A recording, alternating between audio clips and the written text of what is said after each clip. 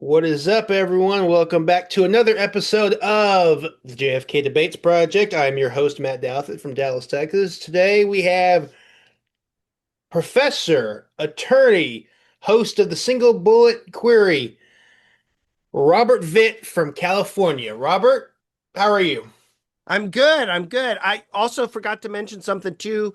I co-host with Janet Bannister on Bannister. Sorry, the coffee's kicking in. Janet Bannister on Skeletons in the Closet season 2.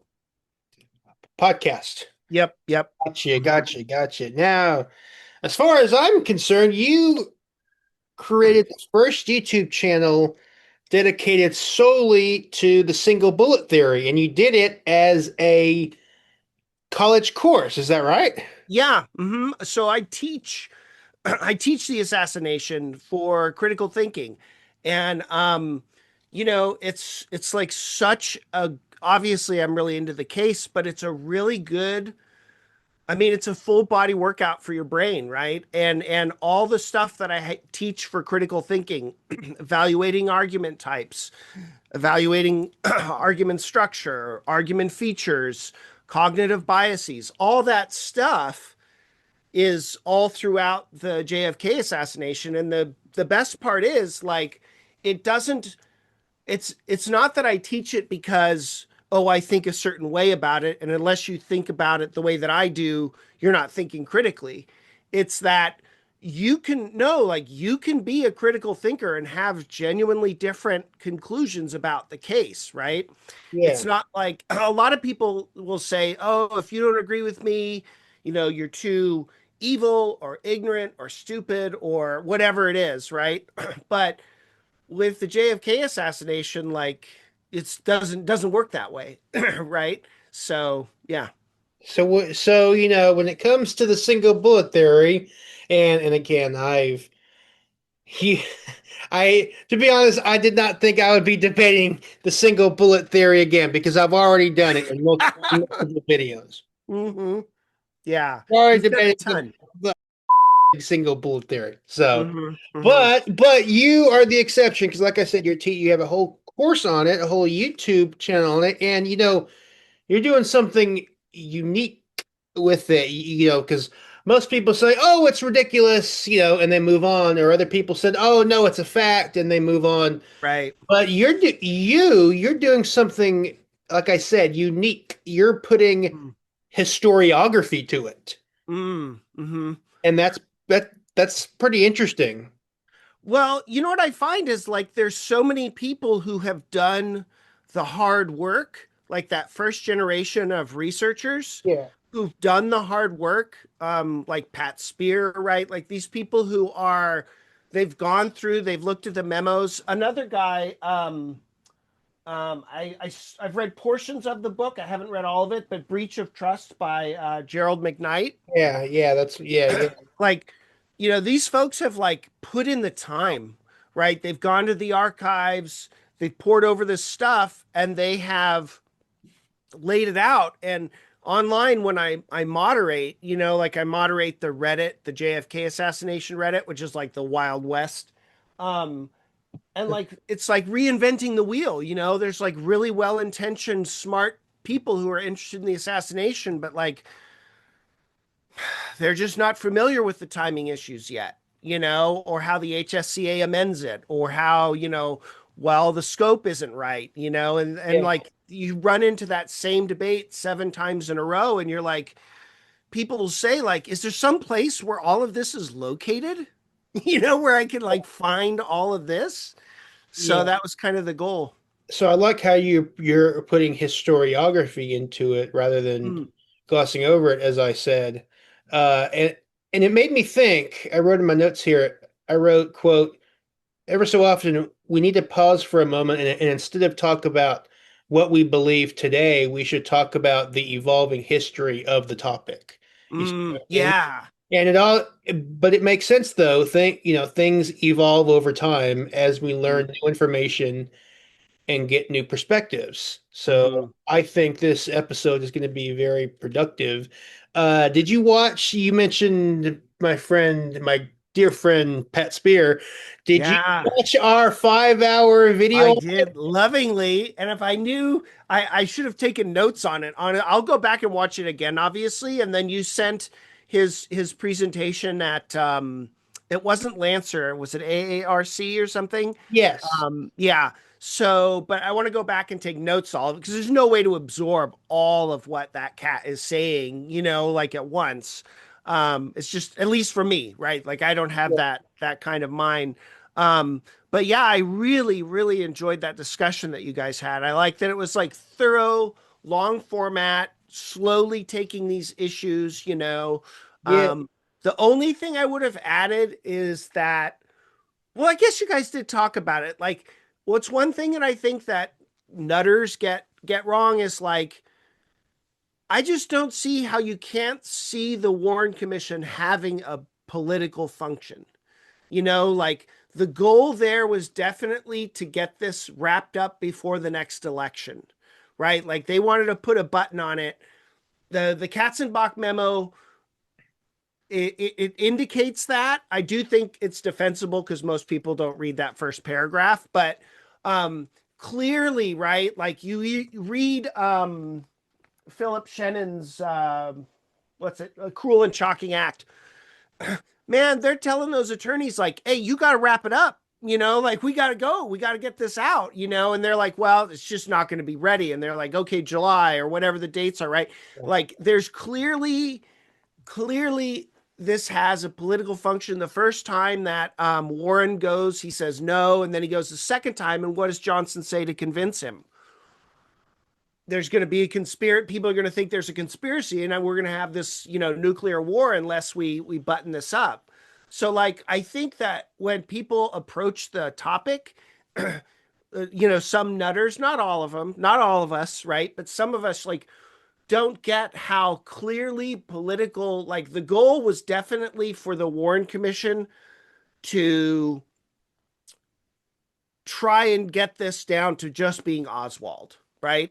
In a way, this I don't know if you convince us or convinced of this or not, I'm but they glad you got concede that. I'm glad yeah. you Oh I'm yeah, glad, I'm glad you as a yeah. lone letter concede that. So I just don't see how you can deny it. I mean, you look at now. there's I know memo, the word. there's memos after memos and statements after statements that say we need to convince the public it's Oswald, you know? Hmm. Now, I think you can say that and say at the same time that the people who were working on the Warren Commission, like the actual staff attorneys, they were really doing the work. And Bellin was looking for a conspiracy, and Griffin they were looking for it, right? Mhm. I'm sure that that's probably where you have a split, right? Some people think that some of those staff attorneys weren't earnestly looking, or that they were trying to stack the deck. But in a way, I don't know if this makes sense or not. The Warren Commission got really lucky, right? That there wasn't more than one shooter. That's what I would say. They got really lucky that it turned out the way that it did. Now, obviously, that's going to be a split, right? But Mhm. I just don't see how you can't like Epstein mentions this in his inquest. He's like, does the political function of the Warren Commission, what happens when that conflicts with its truth finding function? What's going to happen there, right? And Yeah. it's a deep issue. It's a really deep issue, and I just think that people don't. If it's one thing that I've seen some people do, it's that they take this really naive view of the Warren Commission that it's like, no, they were all, truth is their only client. Well, I mean, he says that, but then again, they are kind of pushing him to get it out before the election. That there's no denying that. So you weren't convinced by our 5 hour video that the single bullet theory doesn't work? We didn't convince you? No, but I have to be to be truly convinced. I need to look at it in greater detail, right? But here's what I'll say. Have you ever seen that guy from All Gas No Brakes? I don't know his name. No. Um, he does an interview with another journalist, and he's talking, and he says like, I've interviewed people from like all over the place, and I've never met somebody who admitted that they were on the wrong side of the news cycle. Like, people who favor the president, they always favor the president, right? And people who favor this other political party, they always favor that other political party, and nobody ever says, huh, I was really wrong, right? Like it's Right. super rare, which is what Right. is interesting about you because you switched from Trump to Bernie, right? Yes. Well, Yeah. yes, when I voted in 2016, but in 2017 I realized I was growing up and I realized how the world actually works. So yeah, so yeah. Only See, in though, that's extremely rare for someone to go to say, no, I'm going to change my mind on the basis of evidence. Like yeah, that's and super and I rare. used to and I was a lone nutter and Yeah. in 20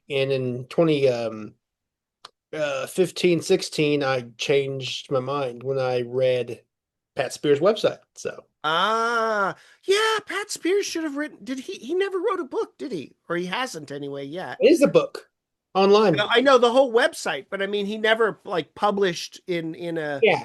So yeah. I not only changed politically, I also changed my views from being a lone nutter to being a conspiracy believer. So Yeah.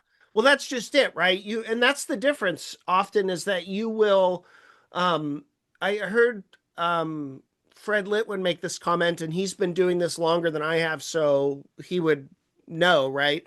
That people used to disagree about the war, like they used to disagree about the Warren report because they knew what it said. Right. Now people disagree about it and they don't know what it says. But you're different, right? You've read it and like you'll say, well, Fraser never saw any yaw, with the Carcano rounds, right? Or something like that. I don't know if that's exactly what you said or not. And that's a really good thing, right? You're willing to look at the evidence and argue from the evidence. It's very rare. yeah, Most people, including myself, right?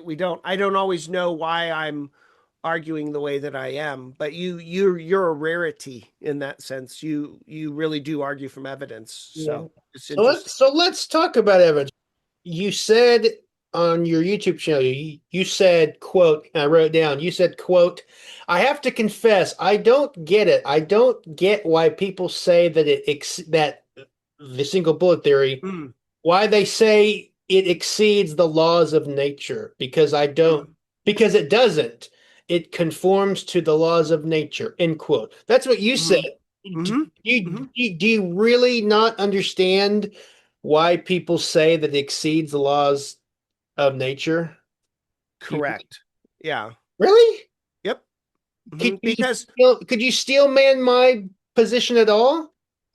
On oh, what? sure. I mean, sure. All right. Look at so any aspect of the single bullet theory we can attack. So the first thing you can say is the angle, right? Like the angle's incorrect.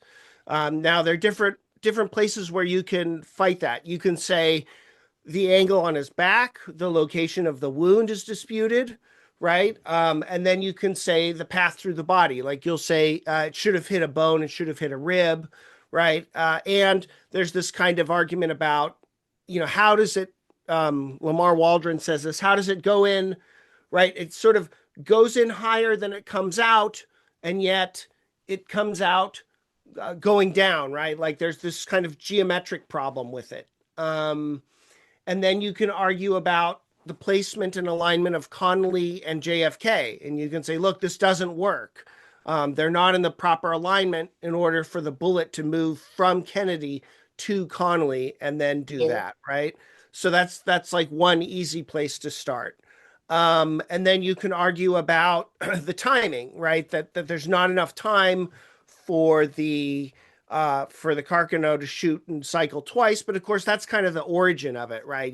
People say, well, that's why we have one bullet doing the damage, right, to two bodies. So that's kind of an easy shut aside, even if someone doesn't want to concede that that's what the Zapruder film shows, right? That's one way to just say, well, it's consistent in my theory.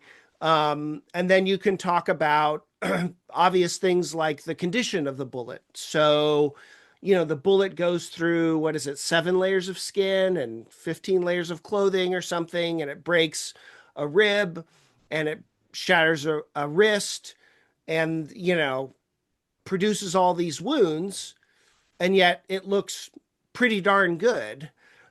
Even when you look at Humes and Fink, when they testify about it, Humes is like, I just can't conceive as to how this bullet, it looks pretty much intact, right? Like, I don't see how this bullet could distribute the shrapnel in Connolly.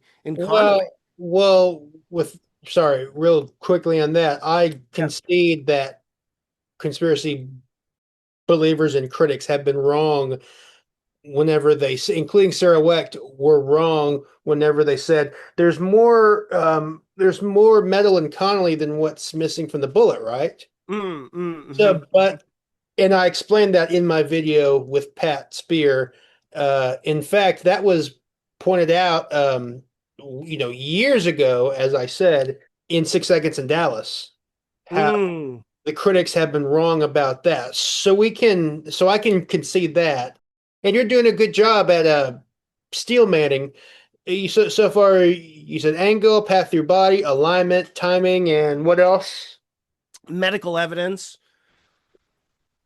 right? So here we're talking about Hmm? the variety of of places in which the wound is described, and here you just go through the list, right, on the back, right? You can start in the back Yeah, and move to the front. I was about to say you're pointing a little too high there. You're pointing. Yeah, no, it's right. I think it's right here. It hits him in the ear, and then it goes through the cheek. And no, yeah, um, and so you start with Parkland doctors. They feel on his back. I think Perry feels his back, but he doesn't really feel any big holes, right? But then you get Humes putting it in one spot, and then that's where you get Pat Spear doing the CD test, right? Where is the wound located? Yeah, uh, yeah, yeah, mhm, exactly, mhm, exactly, exactly. Yeah, I think mhm. that's So, so key. and then you start there, and then you move to the nature of the throat wound, which you have this really incriminating press conference, and it's good, right? I always think recency is really important. How quickly in time does somebody give this report? Well, I've never ever thought that the wound in the throat was an entrance wound because, Right. and I agree with Josiah Thompson that it was a fragment wound from the explosive headshot, which is what he wrote in his book Against 6 Seconds in Dallas, and Hmm. that's a theory that deviates Yeah. blow nutters and from conspiracy believers. They don't, someone threw me out of their house Really? for thinking that, yeah. Was it Vincent Salandria? Because I No, know he and Thompson break on that. no, or I should say almost threw me out of their house. Man. And they were like, Matt, it was an entrance wound. You got that? And I'm Uh, like, no, just because you say something in an intimidating, deep voice does not mean you're right. It's like, get out of mm, here. Get out of here. But anyway, wait, okay. yeah. So you did a good job steel manning at Mm, my position or uh-huh. the critic's position. And for those that don't know what steel manning is, I'll put an image right here explaining Cool. what it means. So let's start. What do you want to start off with this? Because we could. This is something that we could uh, go a few different avenues on. Where do you want to start Uh, for? You're the guest. um, well, I guess I would just say like so. I mean, I could give something like an overall thing, like, Yeah. and you've seen all my videos, right? You've seen all Yep. my videos. Mm-hmm. Mm-hmm. Mm-hmm. I always bring up the Discovery Channel in Mm, 2004. mm-hmm. They, as I've said, and every time I talk about this, they aligned everything perfectly. The Mm-hmm. angle, Mm-hmm.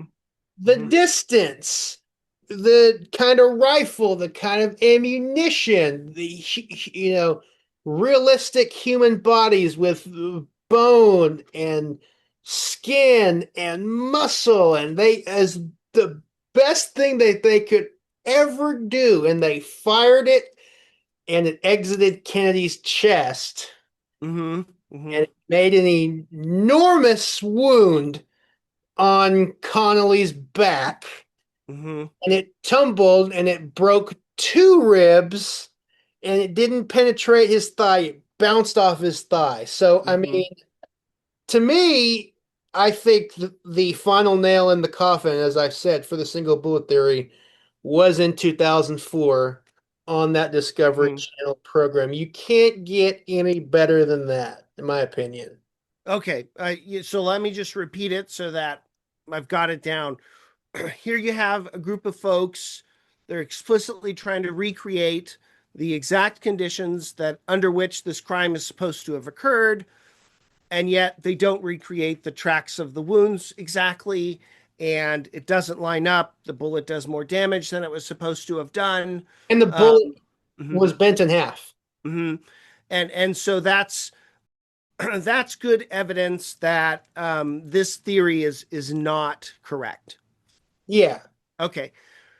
Um, I do agree that replicability is really important, right? So it's really important when you're evaluating a theory. Can you replicate this over time, or is it just something that's like a coincidence, right? Oh, the bullet just happened to do this, right? The bullet just happened to yaw, which is, we'll get into that later if it's yawing or not, right?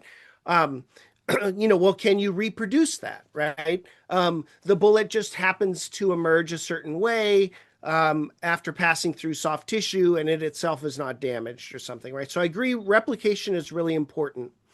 However, maybe this is a bad analogy, but have you ever baked at like a higher elevation?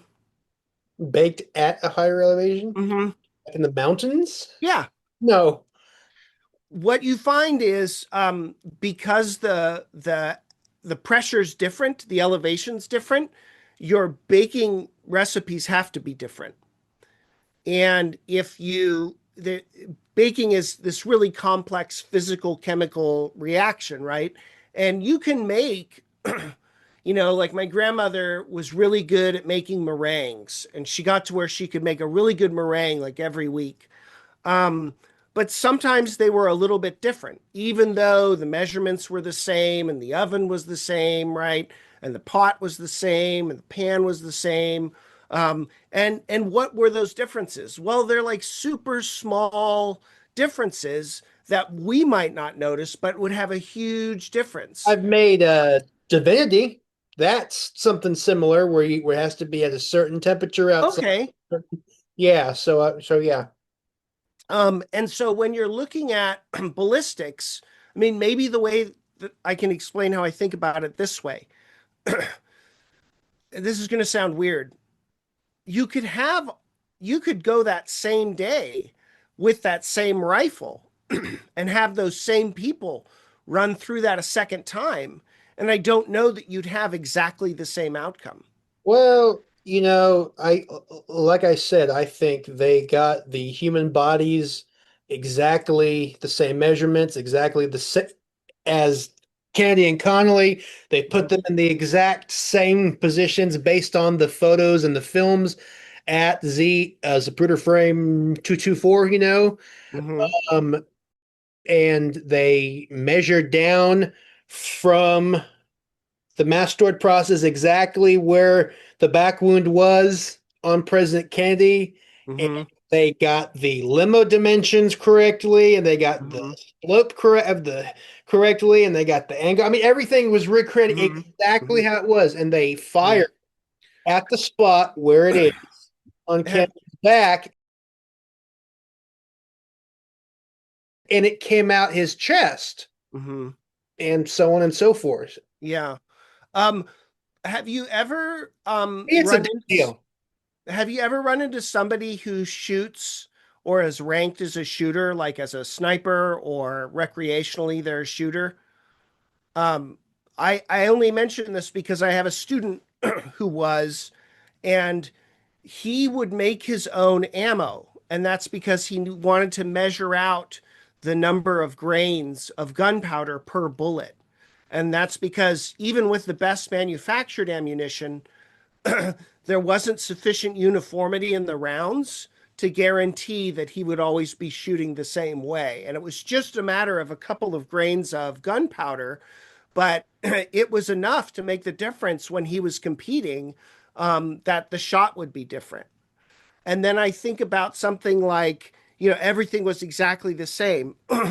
Well, I mean, except it wasn't, right? I mean, they didn't use Kennedy's body. They used a simulated body, which they said was pretty close, but But it they wasn't identical. it, And the barometric pressure wasn't identical. it was identical. They did it according to his body measurements and But I everything. mean, it didn't have the same nutritional development that Kennedy did, right? When his bones were being formed. They weren't It uh, had bones and muscle and they blood and were tissue and everything, and organs and everything.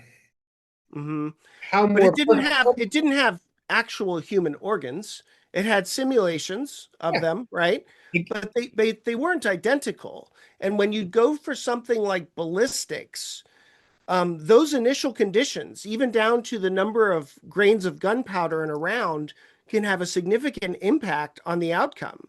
And the result is that when you reproduce something ballistically, um, effectively there's always going to be a certain amount of randomness because we can never duplicate the humidity or the heat, right? They don't make any mention in the Discovery Channel of the air temperature there, but we know that rounds move differently in hot air than they do in cold air. And of course, the velocity of the round is going to make a huge impact on what it does once it hits the medium that it's traveling on the through. body, sorry, on the bodies and the organs. The organs are in those bodies exactly like. That's the whole point of the company that they used. They are the only company in the world that makes exact, like, human bodies and skulls exactly, you know, as a real body is. I mean, like nowadays you can go on websites and buy like stuff that looks like that, like knockoff skulls and bodies and torsos and legs and arms, but those aren't. Mhm. But that's not like this company, which is as I said, the only company in the world that makes them exactly, how human bodies are. So I mean, like, They're similar, right? But yeah, they're not identical. they're And identical. They're identical, no, they're not made of the same tissue, right? but they're made with stuff that is exactly like what's in the human body. They're approximations, but they're not identical. And those minute differences are going to make a difference in the outcome of what the bullet does. I mean, it looks pretty identical to me when you watch the program. They spend like what 5 or 8 minutes, showing how they do it and explaining how the materials that they use is just like the skin. The materials that they use for the bone is just like the bone. The material they use for the organs is just like the organs. So I mean, like to me, this is as close as you're going to get to, because we don't want to fire at dead grandmas, Yeah, I mean, they're approximations, but they're not identical. And you're never going to be able to duplicate exactly those conditions that were present on 1122. So, I mean, the organs are close, but like, for instance, this happens when they're firing into skulls and stuff, right? Like, very often they're using cadavers, right? And some of the results will be different, say with a skull, right? Yeah, Well, why is it different? Well, one of the skulls is alive. If you've ever seen a bone, it's kind of pink actually. In your body, it's pink because it's yeah, suffused with blood, right? That's going to react differently because it has different physical properties. That's going to react differently than like a skeleton that's been dried for 60 years or 30 yeah. years, We right? talked about that in the past. Very interesting though, Robert, is that that program actually bit the bullet. That no pun intended. They no, they actually bit the bullet and they said we replicated the single bullet theory. No, they didn't. No, and even Fred Litwin said, "Oh yeah, the bullet looks pretty close to." No, it doesn't. And I think that, in fact, Discovery did a very good test of the single bullet theory, and their bullet came out almost exactly like CE 399. No, it Uh-huh. doesn't. Not at all. Uh-huh. And they said it exited his neck. No, it didn't. It shows Mhm. it exited his chest. So I think Mhm. the whole point is that they, as I said, they measured down from where it was 14 cent, Mhm. 5.5 inches below the base of the skull. They Mm-hmm. fired, and where that is on the body, it exited his chest. It would not have exited way up here, Mm-hmm. which is what the single bullet theory Yeah. is all about. So I mean, to me, Mm-hmm. as Pat Spears says, and he's it's all about the back wound. It's all about the back wound. Mm-hmm. Glow Nutters always talk about, was Connolly lower or inward from kids? It's like all that stuff doesn't matter. What matters is the back wound and if that bullet Mm-hmm. traversed the body. Mm-hmm. Um, so I agree it's totally pivotal, right? It doesn't make sense. Is it consistent logically, anatomically? I totally agree. I guess this is what I would try to draw an analogy to, and you can attack it if you like. My mom makes a really good potato salad, right? And so when I got married, I got the recipe for that potato salad. And man, like I followed it to the letter, right? And I made it and I gave it to my wife, and she was like, yeah, it's not really your mom's though. It doesn't taste like your mom's. And I'm like, yeah, it doesn't. I followed it exactly. Well, what's going on? Well, there are minute variations in how I reproduced it, and those ended up being significant. And we know about those minute differences being significant because we know that shooters and snipers are interested in crosswind and barometric pressure and even grains of gunpowder. And I think even though that Discovery Channel, that shows that reenactment didn't work, it shows that they didn't duplicate it, sure, but it doesn't show that the theory itself isn't tenable or anything. Well, It's just doesn't that also recreation didn't do presuppose it. that it did work when really I think that the single bullet theory never happened. So therefore, Mm-hmm. but I think what the overall point is, let's align everything how it was, Mm-hmm. and let's fire at that location and see Mm-hmm. what happens. And it did not do what it would have been necessary had they Mm-hmm. been hit by a single bullet. So Do you think like, and maybe this is just beating a dead horse, Matt? If it is, we can move on. Do you think that we could get, just in theory, two identical twins and line them up at a certain distance and shoot both of them in the same spot, and the bullets travel different paths within their bodies? Maybe small differences, if but they're they're aligned at exactly the same thing and by the same count, then yeah, it's going to cause the same. really. Yeah, Hmm. Have you? same Yeah, I generally don't know. Yeah, 99%.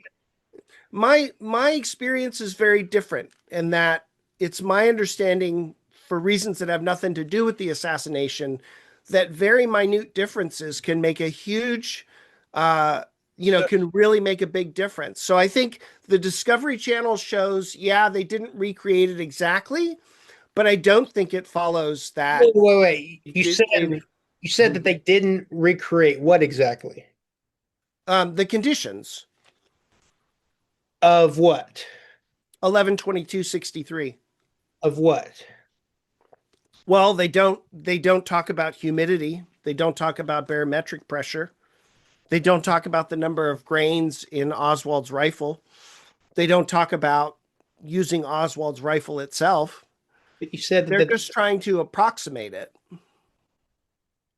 And that's how ballistics works, right? Like they try to approximate things, are but you it doesn't mean that just because it's not identical. said that the Discovery Channel did not replicate it. What are you saying that they did not replicate?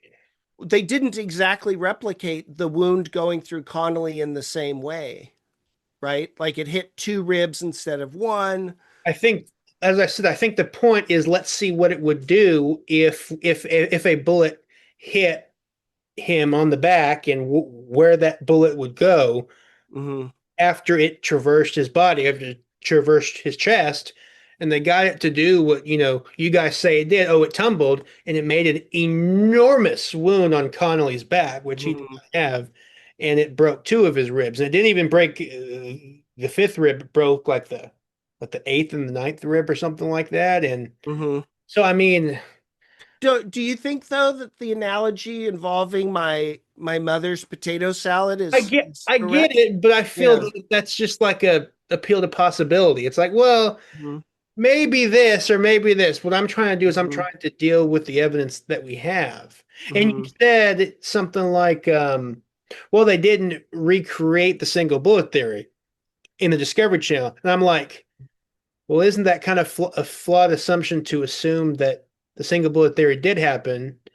It's like, how do you know that that did happen? Doesn't that presume that the single bullet Oh, I see what you're saying. Well, I doesn't mean, mhm. doesn't that presume that the single bullet theory happened? And isn't that the very thing we're trying to prove or debate? Mhm. And therefore that claim is a Mhm. fundamentally circular argument. That's what I was trying to say. Well, yeah. Well, here's what I would say to that. I mean, the ways in which we normally know things are the ways in which we know that the single bullet theory is true. These are things that have nothing to do with the assassination itself. Could you elaborate on that for a second? Yeah. So, I mean, normally when you have a crime committed, you'll have a forensic pathologist. Let's say it's some sort of gunshot wound victim, right? You'll have a forensic pathologist look at the wound and come to some conclusion. You may have more than one, right? And they look at it and they say, okay, here's what happened. Here's how the victim, was killed. Um, that's just how we normally do it, right? Um, in this case, with regard to Kennedy and Connolly, it's the certainly with regard to Kennedy and the wound, going in through his back. Um, Forensic pathology is pretty clear on how that happened, that bullet went into his back and out his throat. And we know that because we know the way that we normally do this is we ask a pathologist, forensic pathologist, how did this happen? This is how it happened. It's like Yeah. saying, yeah, go ahead. I feel like we're kind of deviating and getting off track from the action from the evidence. So I'll ask it this way: uh, Sure. what's the evidence that the bullet that hit him in the back, Hmm. 5.5 inches below the base of the skull? What's your Hmm. evidence that that bullet traversed his body? Um, 16 pathologists saying it did. It's actually not 16. I think it's 13. And then you have That's, an anthropologist and a radiologist, I think. well, that's Something like not. that. Well, that's just an appeal to authority, right? No. Well, I don't care what someone says. I care what the evidence tells us. You see what I mean? So, well, but Doesn't I'm not doesn't making an That's why appeal it to doesn't matter authority, right? if sorry, what? I'm not making an appeal to authority. It's look, expertise is not fallacious, but ignoring it is fallacious, right? Like to go to the dentist is not a fallacy. You just go to the dentist, Yeah. right? So, I mean, you look at the Kennedy assassination and you have 16 pathologists say, according to the best evidence we have, he was shot from behind, two shots from behind, and the one that hits in the back comes out his I throat. well, I agree. He was shot twice from behind. Hmm. I just also think he was shot from the front as well, but that's a different Yeah, topic. yeah. But like for instance, um, you think that bullet lodges goes and hits him in the I think this I mean I don't want to put words in your mouth Yeah, or sure, go. divert us, but I think this is a really important point because I it's something that I like about what you do is that you don't just go with the flow, you have your own unique vision, right? You have your own inferences, and I think one of them is this. We talked about this CE, tell me if I get it wrong, Matt. CE399, you think it goes in deep and then it lodges in I think it goes in. Kennedy. I don't think it went in too deep. I think it Mhm. lodged in his back and fell out. Uh-huh. But going back just quickly to Sure. you said, oh, 16 pathologists or whatever, but those pathologists signed onto the lone assassin theory before they saw the materials. I mean, Cyril Wecht was not even supposed to be on there. Hmm. And before, and all the others had already on the forensic panels had already all the pathologists on the forensic panels had already agreed, signed onto. the lone assassin agenda. So I don't think. So, look, I think it's definitely fair to look for bias and influence, right? Because part of Yeah, what I think, and I don't know how to say this term so I'll just say conspiracist or CT, whatever, right? I don't mean it conspiracy in believer or critic. critic. There we go, critic. It's part of what critics need to do is to counter this evidence, Yeah, right? So it's part of what they need to do is say, well, all of these experts or whatever were wrong. But the reason why I don't find that argument convincing, I think you can try to make that case for the Warren Commission. I don't think it's as strong with regard to the Ramsey Clark panel, and I don't think it's as strong with the HSCA. So I'm saying, look, we have this evidence about the autopsies and the x-rays. I'm not qualified to read those things or to properly interpret those things, yeah. right? Um, I need to weigh your argument against the resounding consensus of people who do that professionally for a living. They've been trained literally. I mean, it's thousands and thousands of hours to learn to think like a forensic pathologist. Well, yeah. So Without exception, they all say he was shot from behind and that I shot agree. goes through. Yeah. Well, So I guess so. Like, so what's the reason that the expert said was the reason that it transversed his body? the autopsy and the x-rays. What in the autopsy and the X-rays? How do they tell us that a bullet traversed his body? Well, so there's this issue with the lung, right, that gets bruised, and that's all through the autopsy that lung is bruised, and it's as a result of the bullet transversing that Yeah. path. What else Yeah, besides the alleged bruise on the top? wound in the back. Well, so you have these alternate hypotheses, right? At the beginning, they're considering, and I think this is the HSCA. If I get it wrong, let me know. Okay. And they're entertaining this idea that it does seem like, or it's without question, there's this idea that who is it? Is it Boswell sticks his finger in there, Think. and Fink, okay, thank you, and he's like, I can't get my finger through that track, right? Um, I can feel the end of that track with my finger, right? But I mean, from that, it doesn't follow that the bullet stopped there. Like temporary caviation is like a normal thing with bullets. Bullets create temporary pathways all the time as they move through bodies. Yep. Yeah. So, you couple that with, standard rigor mortis and all the different mortises, right? And the positioning of the body.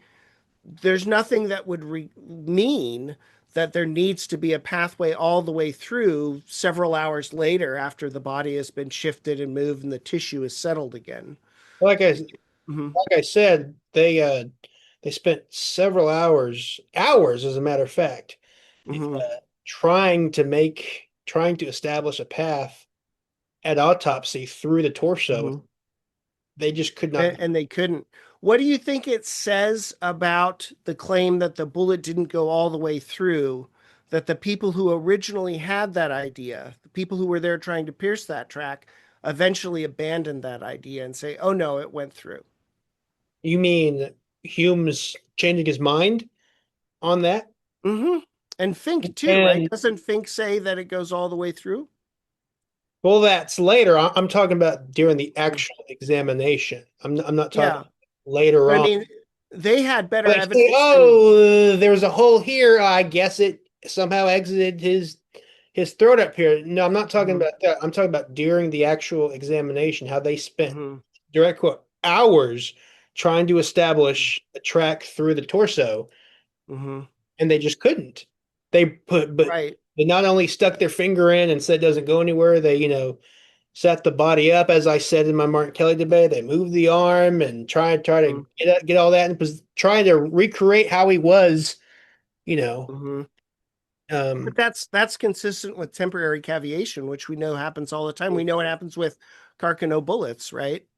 again, And As I always say, if you can't get the bullet through Kennedy's torso, then it can't go on to hit Governor Connolly. So I think this is Mhm. all about what it did um, to Kennedy Mhm. before I we talk totally, before we even start talking about Connolly. yeah. No, I totally agree. I mean, I think it's really important. I guess my point is this: they had better evidence and better training than we do, and I think our arguments have to be weighed relative to theirs. Oh, All the pathologists who examined Kennedy, right, and Fink and Humes, right, after, they all think that it goes through, and yeah, that's what they. from the fact that they can't go through Kennedy's back, it doesn't follow that the bullet didn't traverse his body. I guess that's what I would say. Just yeah, but I mean, like I said, they tried for hours and they just couldn't do it. I mean, and Mm-hmm. there, as I said, the other strongest piece of evidence for that is Jim Jenkins, who has been interviewed and I've interviewed him, and he says that Mm-hmm. they he's looking down into the body Mm-hmm. as the chest is opened. It's also if there was a hole, let's say that if there was a hole, Mm-hmm. it would go through the other side, right? It would go through. Mm-hmm. But what Jenkins saw, it was pressing up against it. Mm-hmm. It was pressing up. Mm-hmm. And had it traversed the body, there would have been a hole and it would have gone through. But they saw the trajectory probe, them Mm-hmm. probing the back wound, Mm-hmm. and it didn't go through at all, which means that whatever the bullet that hit him, lodged in the body. Nothing Mm-hmm. went through his body. I mean, So, it's just to me that's just the 1,000% proof that mhm. went through his torso. So I agree with you. They tried to manually simulate that tract and they couldn't, right? But from that fact, it doesn't follow that the bullet didn't go through Kennedy. Well, if it had gone through Kennedy, it would have come out his chest, not way up here. Why why do you think a bullet when it goes into the body will continue in a straight line? Say it again. Why do you think a bullet upon entering Kennedy's back will traverse in a straight line? Because the test showed it would have only lost like 100 feet per second going through the torso. So 100 feet, that's like nothing. You know what I mean? Mhm. We're basic. Yeah, I but mean, mhm, we're basically a bag of water. I mean, this is just mhm. Yeah, no, and I mean, so they everything about the single bullet theory does not add up. It's all about what it's all about hitting the right wound locations. mhm. Uh, It's not about just drawing a straight line through two people. It's just about right, right. hit here, and it would have had to gone up and come here, and then it would Mhm, have had to hit Conley at another direction, and then mhm. all that and everything else. So I mean, my overall point is that, and I'm jumping ahead, but just everything does not, nothing of this adds up at all. Yeah. So, I mean, all that you need is that, we know that bullets do really weird things in bodies, right? And all we need to do is have that bullet pass through Kennedy. And I hear you saying Jenkins, right, as a supplementary argument. You're saying, look, Jenkins, they pushed their finger through and he saw it poking The through, right? trajectory probe. One of the worries with a probe is that you can create a false track, Yeah, correct? he said that Yeah. they almost made a false track because they've Mhm. been probing it over and Mhm. for hours, trying to So establish a path, and they couldn't do it. so perhaps how did you rule out the possibility that after hours of trying to probe that track that they did start to create a false track, and that's why he sees the push of the trajectory. He sees that bulge because they've been pushing with that rod, and they've created a false track already. Yeah, maybe they did create a Mm, false track, but the point, no, the point is he saw it pressing up against. There would have been a hole there. There was nothing. It was just pushing on the other side. Well, but remember, we have this worry about Would have creating been a false something there. track. Would have been something there. Well, not necessarily, right? I mean, that's the whole point of temporary caviation, If is it that went it was through, there and then it isn't. if it went through, something would have been there. I mean, there has to, you know what I mean? Bullets go through people all the time. They don't make permanent cavities. And when you add in complicating factors, like, so the HSCA talks about this, and they say, look, given the fact that the body was undergoing, rigor mortis, that pathway, which likely was necessarily through muscle tissue, it wasn't through bone.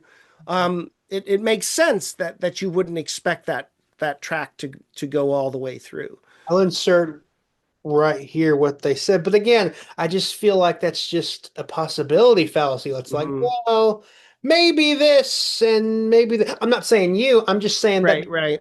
that doesn't sound convincing. Mhm. I mean, that doesn't Well, sound. and I think you're thinking, look, broadly, the better explanation here is that the bullet falls out in Yeah, cardiac massage. And so I totally get that. And I agree that from when arguing from your yeah. theory, that's totally, I get you. And I yeah. think I understand your position. And you mentioned, so like, what's the evidence that a bullet traversed the body? Hmm. And people, government pathologists saying so years later. So, like, sans those pathologists, what's the evidence that a bullet Hmm. traversed the body? Well, the best evidence that exists, the autopsy. That a bullet traversed Hmm. Kennedy's torso, Hmm. but that wasn't, as I said, it was never established at autopsy that a bullet traversed his torso. Oh, I mean the bruising of the lung. Yeah. So, do you remember what I said in my debate with Martin Kelly about that? Mm-mm. In the lung about how, I can't, apart from the autopsy report, I can't find any evidence that that's actually that the lung was actually bruised. Jim Jenkins, who's side by side, assisting the pathologist, said no. I never Mhm. remember anything about a bruise on the lung. I mean, Dr. Fink testified at the New Orleans trial that Admiral Galloway, quote, personally ordered changes in the autopsy report after it was drafted. Hmm. Personally ordered changes. So, I mean, I can't find any independent corroboration outside the autopsy report that there was a Hmm. bruise on the lung. They said that they later claimed that they took photos Hmm. of it, but surprise, surprise, oh, we can't find that photo. So my thinking is, could the bruise on the lung just be something ad hoc that Admiral Galloway wrote into the autopsy report to, say, hey, oh, it did traverse because of this bruise on the lung. What do you think? Go I for don't it. think so because Humes writes it up in his notes. What are you talking about? We don't have Hume's notes from the autopsy. They Well, got sure we do. We have not the ones that he burned, but the ones that he wrote at home. Where's that piece of paper? It's in the ARRB stuff. No, no, we don't have it. Okay, so here, let me pull up. I actually made a chain of custody. I'll insert it right here into Cool. the video. But no, okay, so we have the autopsy face sheet, which was blood stained, which we have in evidence, Hmm. which was not burned, which is surprising because Humes is like, which is, I burned my notes because I didn't want them to be to for anyone to see the blood of the president on the thing. But no, the autopsy face sheet is in evidence. And it's bloodstained and it's not burned, so that argument goes out the window. And okay, and then we have the original bloodstained notes, which were burned.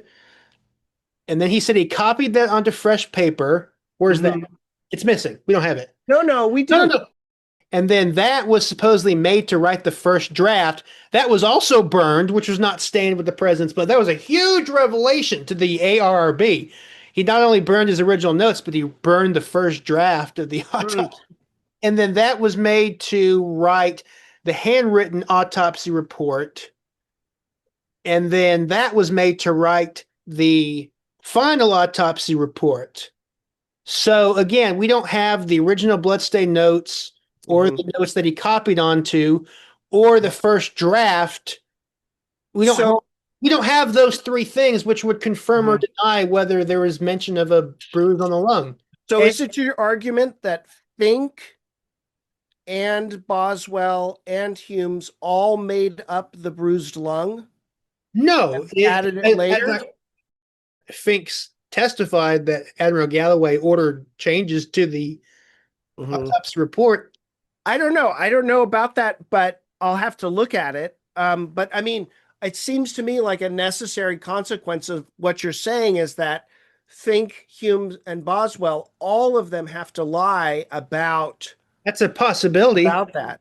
Well, That's a what would the possibility. other possibility be? The other I mean, they'd possibility all have to know it was false, and they'd all have to be The other quiet about the other possibility would be that the bruise on the lung could have been caused by shrapnel damage from the explosive headshot. That could be another it. Mm. alternate. So what support do you have from any of the 16 pathologists who looked at this? How many of them say that that was a possibility? I don't think they ever took that into consider a possibility. You know, I mean, if you read the reports, they never once say the words grassy knoll, fence, any of that stuff. They don't say I mean, the case is reopened and they don't even mention those words. They don't even Mm-hmm. ask these alternate questions. Well, what about this? What about this possibility? Nothing. That's There, there's no, so we know that there are lacerations yeah. at the base of the skull, but there are no punctures there. And we know that the mouth is unremarkable, according to the autopsy. So there's no evidence that there was a bunch of stuff that like pierced down and bruised the lung. Could have been. There was But now we're in possibilities, right? Now we're in no. There's a whole bunch of damage to the body that has never been explained. There was a crack, supposedly a crack on the transverse process right here. Supposedly there was a But that can be explained by supposedly that bullet, right? supposedly I don't know. Supposedly there was a tiny hole on the right side of the head that could have been from a shrapnel wound, in my opinion. Mhm. There was good credible evidence that there was also a hole on the left side of the head. There's also a hole that we see in the autopsy photos that other people saw, which was right here. These are tiny holes, and the mortician also saw tiny holes in the cheek, and we Mhm. have a tiny hole in the throat right here, and we have damage to the top of the lung right here. And we have damage to the side strap muscles on the side. We have bruising on the anterior strap muscles Mhm. right here. So I mean, gosh, I mean, there's tons and tons of body. I'm not sure if my camera's zooming in right now. It's okay. I don't know why that is, but the point is, there's tons and tons of body of damage all over Mhm. the body that has Uh-huh. never been explained. So I think Uh-huh. that could be from the explosive headshot or from a Uh-huh. fragmenting bullet. So I guess what I'll say is, first of all, you're saying, look, the damage to the lung could be the result of the headshot. Either that or they just made it up later. Okay, But no made one, it up later. Mhm. there's no evidence for it except for the autopsy report. What other sort of evidence would you hope to have for it? I mean, For what? it's like for the bruised lung. There's a lot of minute things that everyone else in that room remembers that night. No one else remembers Mhm. a bruise on the lung. So I think that would have been Hmm. pivotal. I do think they do, but we'll have to look at it. That's the Well, you're we. talking We have about to like look. Ebersol, but he signed his name to the autopsy Mhm. materials, even though he didn't take the X-rays. Jerry Mhm. Custer took the X-rays, but And you've got me there in terms of the minute details on the medical evidence. It's my recollection, it's my understanding that, the bruised lung is not just an isolated perception of Hume's, right? That Boswell and Fink also see it, and they also say, "Yep, he had a bruised lung," and it's through the autopsy report. I think they're just going along with what is in the autopsy report. They're What not finding what? independent corroboration for the bruise on the lung, if it existed. Yeah, I mean, where else would we look, right? I There's mean, when also else are we going to be looking at Kennedy's bruised lung during his autopsy? and there's We're not also going to do it anywhere else. and there's also supposedly, so years later, supposedly there was damage in the middle lobe of his lung. So it's like, if that's true, where does that come from? You know what I Mm-hmm. mean? Yeah. So, One thing I'll say about Jim Jenkins, he's HSCA. say it again. Does Jenkins come out in the HSCA? Mhm. So this is something, and we probably have like a fundamental disagreement about recency here. Um, and it's clear why. It's because this would be confirming evidence for you and, excuse me, disconfirming evidence for me. So I'm not telling you something you haven't heard before. I know you know better than you know better than me what I'm about to say. The problem is, our memories are remarkably poor. They're terrible, and people's confidence in their memories remains quite high, but the performance of the memory is really bad. You look at, the work of like Elizabeth Loftus, right? This stuff has nothing to do with the assassination. They've had cases where they'll have somebody interrogated by someone for 30 minutes, Mhm. right? One on one in a room. They can see them, they're interacting with them, they're talking to them, and then they give them two pictures, right? One of them has a shaved head, the other one doesn't. They don't look alike at all. Right. And the person who is being interrogated will pick the wrong person some alarming amount of the time. I forget the percentage, but it's huge. It's like 40 or percent. And that's just within a few minutes of the interrogation, right? And the thing is that our memories are not the best forms of evidence, and what we learn later can be affected by that. So for someone like Jenkins, I'd say, well, it's important, it's good, but ultimately we can't use it even if it's true because it's so unreliable. The rates of misinformation on memory are so high in such a vast number of clinical settings. It's just true you can totally alter people's memories. Look at the McMartin preschool trial, right? They had these kids being tortured underground and molested. None of it was true. But these people were totally convinced enough that they went to court for it, and it's just hard for me on that basis to accept Jenkins. But I'll finish and then you can Sure. come back with it. I totally get how you might respond and say, fair, but Jenkins was in the room, right? And this meant a lot to him, and he's recollecting that. And you dance with the person you came with. And I have Jenkins, and that's the card I'm going to play. So, Yeah. So I mean,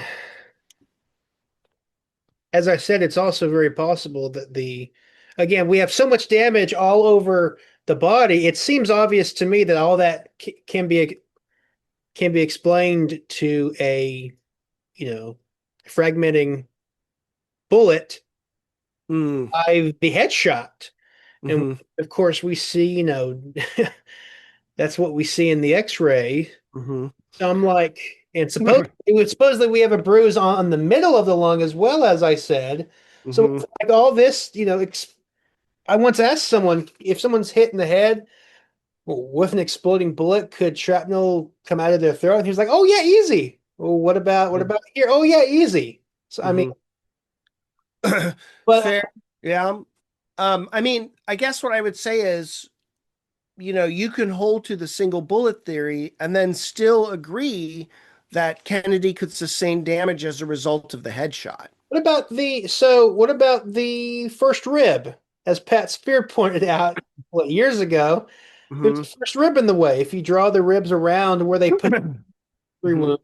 So here's what I'd say. I would measure Pat Spears' argument that a rib is in the way against someone who works with bones and muscles all the time. And for that, I would look at the work of someone like Chad Zimmerman. He's a chiropractor who works with muscles and bones, right? This is so I'm not making any tenets about the nature of chiropractic as an empirical science or something like that. It's just that he knows where bones and muscles are located, and he I've has a known him pretty since I was 18 years old, so I've really. known him since I was a teenager. Yes. Oh man, he was really nice to me. I sent him a message on Facebook.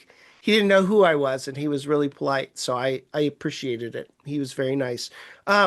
So I mean, you're familiar with this argument, right? I just don't see how Pat Spears could say, "Oh, it's supposed to hit the first rib," and then I look at his qualifications with regard to anatomy and physiology, Well, I mean and that those are isn't that markedly. a, uh isn't that a credentials fallacy? Oh, you can't. No, Yeah, no, I have to weigh his evidence relative to what the experts say. right? I'm not saying it's wrong because he said it. So the credentials fallacy consists of two fallacies, right? Yeah, The genetic fallacy and an ad hominem. I'm yeah. not committing either one. I'm not saying because Pat Spears says it, it's wrong. And I'm not saying Pat Spears doesn't have the credentials, so he's wrong. I'm saying, look at what Pat Spears says, and Yeah. now look at what a bunch of people who do this say. And all of these people say that this is how this happened What about versus David? Pat Spears, who has no expertise, and he's saying this is how this happens. And it's like saying, What about David Mantic? He did a Mhm. CT scan and he plotted exactly where the holes were, where the hole was in the back, and he said that cervical vertebrae also intervene. Mhm. You got a rib in the way, you got Totally weigh it. Yeah. vertebrae in the way. I mean, that CT scan alone should prove that it would have struck bone. It would have struck. Well, no. I mean, no, but I mean Mantic is in the debate too, right? Sure. But I just don't see how Mantic, who's not a forensic pathologist, outweighs the other what is it, 14 pathologists, right? Like it just seems like all of them looked at this, all of them looked at the medical evidence, all of them said, "Yeah, that's what happened." And then we have one or two people. Like, here's the analogy for me. Suppose I go to the doctor, right? And the doctor says, I say this just as an example, and I have a friend, I've had a couple of friends who've died from cancer. So I take this very seriously. We all do. We live in this terrible world. I go to the doctor sees something, and he says, I don't think it's cancer, but you should get a second opinion. I get a second opinion, and that doctor says, yeah, you should get this course of treatment, but get a third opinion. So I get a third opinion, and that doctor says, I think that's cancer. You should get the treatment. I'm still not sure. I get a fourth opinion, right? And that person says, it's cancer. You should get the treatment. I go to the fifth person. They say, get the treatment. It's cancer. I go to the sixth person. Cancer, get the treatment. Seventh person, eighth person, ninth person, 10th person, 11th person, 13th person, 14th person. And they all those bloats say, yeah, it's cancer. You should get the treatment. And I go, nah, I'm going to go with the first guy who says it's not cancer. Right. And I'm not that would be ignoring the weight of expert First, I evidence. thought you were telling me a true story. Oh, no, no, no. Thank goodness, no. But so for me, this is an argument about comparing the evidence, right? So what's the evidence? Well, it's normal to rely on expert testimony. It doesn't mean what the experts say is right, right? Because experts are wrong. We live in an inductive world. And I think part of what you see when you look at the Kennedy assassination, you see a Mantic or a Wecht, is the normal distribution of expert evidence. They're not always unanimous because things are really complex and we live in an imperfect world where we can't know things perfectly. I just, yeah, okay. But I understand you're saying, look, Mantic has this argument. This is anatomically impossible, right? Yeah, sure. I hear it. Yeah. It's not a crazy thing. It's a reasonable argument to make, I think. Eh. So, I mean, like I said, if you can't get the bullet through Kennedy, then there's nothing to talk about with Yeah, the single bullet theory. So, correct. Yeah, I agree with that. so what makes you? I'm curious. What makes you hold on to the belief that it could be true? Are you saying it could be true, or are you saying it is true? I mean, it's provisionally true. You know, I look, think. evidence could come out tomorrow that could undermine it.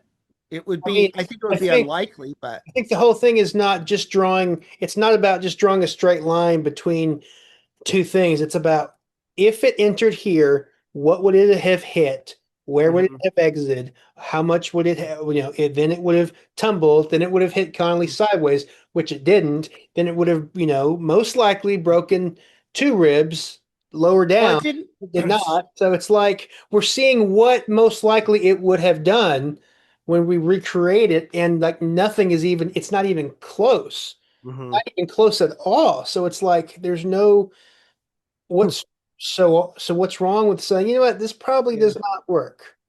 Well, let's talk about Conley. Let's go back to the throat wound for a second. Sure. I think that Dr. John Latimer disproved the single bullet theory with his own tests. Hit me. Counterpoint. Well, I mean, I what I would take your argument to be, and if I get it wrong, tell me. Look, and we would need to look at the specific articles, but I think your argument would be something similar to the Discovery Channel argument, right? They're trying to replicate this exactly. When you look at how it punctures through the cloth or the wound that it makes in the cadaver or the meat, whatever he's using, it's not exactly the same. Therefore, the single bullet theory is disproven. He says we just like the Discovery Channel, he said we did everything, you know, to a T, and Mm-hmm. it's all good. And even low noters say, yeah, he he did it. That's accurate. In the Discovery Channel, they did it, and I'm looking at it closely, and I'm going, no, no, Mm-hmm. they prove the opposite. Mm-hmm. Well, 100%. yeah. So let me think about it this way. I'm going to make a similar point. It may or may not land. You've been target shooting before, I'm assuming. I don't know, but I would assume. Okay. Don't you aim for the target every time? Yes, Do you hit it in the same place every time? yes. Right? I mean, there are going to be minute variations in air temperature, wind pressure, your heartbeat. Like you hear these stories about snipers that wait between their heartbeats to pull the trigger because it can make some difference down the line. And so ballistics isn't exact replicability in the way that you would expect for something like Newtonian billiard balls, right? You can do that in pool, right? More or less, you can kind of calculate how things are going to go. But when you're dealing with ballistics, there are so many factors that at a certain point, results are just going to be random, right? You're going to have minute variations. You And so, you maybe it's not identical to Kennedy, but it's reproduced within a range, I guess know is. why I say that John Latimer and Luke and Michael Haig debunked the single bullet theory? Do you know why I say that? No, here, hit me. Really? Okay, so Latimer, he butt trusted the tie against Mhm. his candidate, whatever he shot at. Latimer's exit wound was like big and spitting out. It looked absolutely nothing like the small hole that was seen in the throat. Mhm. It was only, half the diameter of a pencil, as I always say. Mhm. I always say, I don't think people, I do this all the time. I don't think people understand how small the wound and the throat was. 3 to 5 millimeters. That's Mhm. half the diameter of a pencil. Mhm. So there's no way, I don't think there's no way that that could be from a bullet. So I should clarify, I'm not here to defend Latimer. Here's what I'll say about the He, throat wound. well, what he says is, yeah, we recreate it, but he's just saying it. Oh, I recreated Hmm. it. If you look at the descriptions of the threat wound, no, that's not at all what anyone Yeah. described. No, the throat wound is clear. I mean, Perry saw it. He thought it was an entry wound. And That's the thing. he Everyone, gives that. that's the thing. I'm sorry, everyone's lying. That's the thing. If the Discovery Channel says we recreated it, it's like no, they didn't. Latimer says I Uh, recreated it. No, no, uh, you didn't. The Haigs are like we created it. No, they're just lying. Their own tests blatantly disprove. mhm. Sorry, what were we talking about? No, no. I mean, the reason why I really like Perry for this is because he gives that press conference, right? And it's at like 2:38 or 2:18. He gives it in the 2 o'clock hour, and they ask him about that wound. And first he says it's an entrance wound, and then he kind of backs it up a little bit. He says it appears to be an entrance wound, but he does say initially it's an entrance wound, right? And Parkland doctors, how many gunshots are they seeing a year? You know, how many a day? I mean, he should be familiar with those sorts of things. So I can see where somebody would say, look, Perry is one of the first people to see it. This is what he says. I'm going to go with Perry. I understand people make that argument. Um, I know. Well, I think it was an exit wound from a fragment. Yeah, fair enough. Fair Mm. enough. So we shouldn't even argue about that. But the idea there is, I mean, so then I guess here's the question. If it's fair to look at Latimer and say, Latimer, you didn't reproduce this, right? To what extent are you applying that measurement to your own theory, right? And have you taken skulls out and replicated, right, that fragment exiting the throat? Because he, like I said, all these guys said we recreate everything perfectly, and the lone nutters say they Mhm. did. They recreated everything perfectly, but if you look closely, it's and you compare it to what the body, Candy and Connolly's body show, it's like Mhm. no, it's not at all. So there was a Latimer's exit wound was big and raggedy and Mhm. spitting out again, not at all what was seen in Dallas, Mhm. and he had a bullet exited Candy's torso. The bullet would have tumbled, as all the Mhm. tests show, and it would have hit Connolly sideways. And Latimer's test clearly shows a sideways bullet hitting it. And Luke and Michael Haig on the Nova channel, their bullet going through just soft tissue block, just through a tissue block. As I said, Mhm. the bullet hit sideways, tumbled and hit sideways. So and if we look at the wound that was described by Dr. Shaw, and if we look at Connolly's shirt and his coat, it's not a sideways bullet hole. It is a straight on shot. So failure to replicate those wounds is a bad thing for the theory.